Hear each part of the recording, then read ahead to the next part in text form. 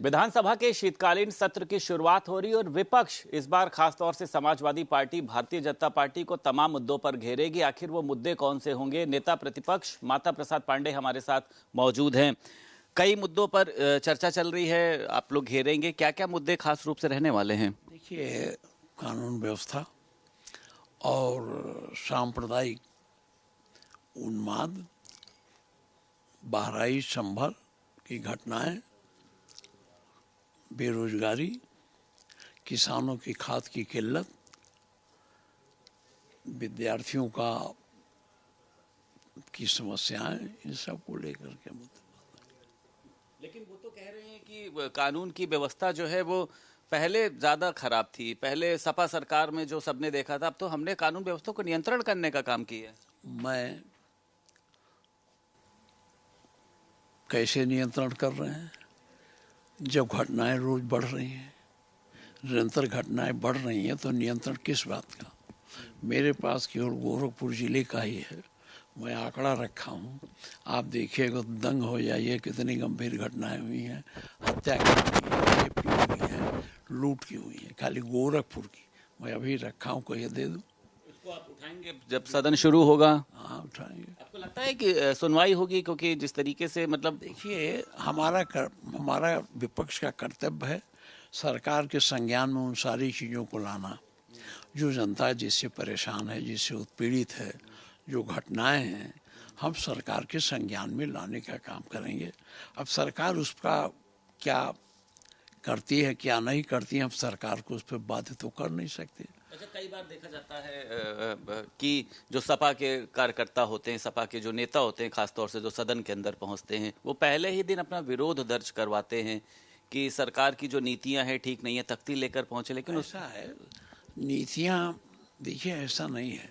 सरकार के जो कार्यक्रम है, सरकार की नीतियां नहीं, सरकार के कार्यक्रम जो जनहित में नहीं है और वो कार्यकलाप जो उनके प्रशासनिक अधिकारियों द्वारा जनता के उत्पीड़न के लिए किया जा रहा है, उस मामलों को लेके पहले दिन हम लोग बोलते हैं और सरकार से उस पर हम जवाब चाहते हैं। जब सरकार इसको नहीं मानती है तो फिर दिक्कत। कई मुख्यमंत्री देखे, मुझे लगता है, और इस तरीके आपको लगता है कि जो भी आप चीजें कहेंगे उनकी सुनवाई होगी या उनकी उपेक्षा करी जाएगी? समझता हूँ कि सरकार को सुनवाई करनी चाहिए।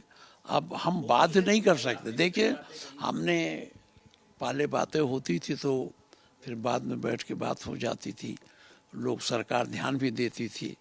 अब इस समय क्या करें ये मैं भी बता नहीं सकता। ध्यान नहीं दे रही आपको लगता है इस समय की? देखिए, हम लोग जो बातें उठाते हैं, मुसीबत यह है लोकतंत्र में सत्ता पक्ष और विपक्ष दो होते हैं।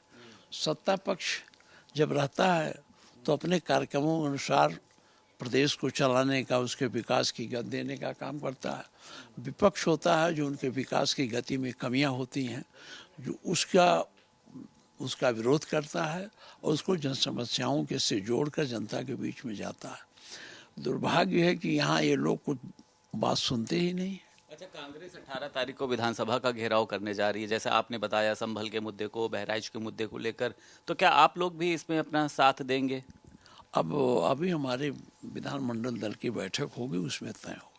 एक आखिरी सवाल है sir, one nation one election को लेकर लगातार आपने देखा भाजपा कह रही है कि हम बहुत बेहतर काम कर रहे हैं, आप लोग विरोध दर्ज करा रहे हैं, चाहे अखिलेश यादव हो, ओवैसी हो। देखिए, विरोध हमारे राष्ट्रीय अध्यक्ष ने दर्ज कराया, वाजिब है, उसके बहुत से कारण हैं, लेकिन ये एक तरह से देश को अधिनायकवाद की तरफ ले जाने का तरीका।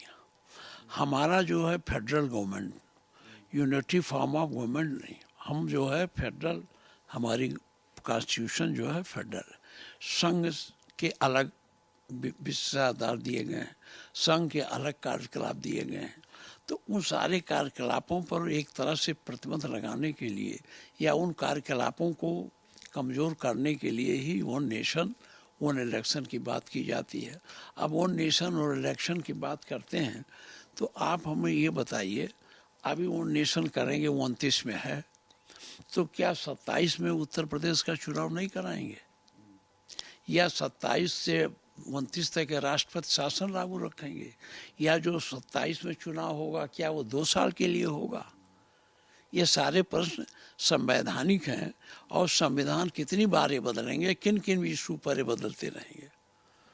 बहुत शुक्रिया बात करने के लिए। हमारे साथ नेता प्रतिपक्ष माता प्रसाद पांडे मौजूद थे और साफ तौर पर इनका कहना यह है कि समाजवादी पार्टी पूर्ण रूप से तैयार है और इस सत्र में भारतीय जनता पार्टी को मुंहतोड़ जवाब देगी। महंगाई, बेरोजगारी, कानून व्यवस्था को लेकर सरकार को घेरने का प्रयास करेंगे। लखनऊ से वीडियो जर्नलिस्ट पंकज निगम के साथ संदीप खेर, भारत समाचार।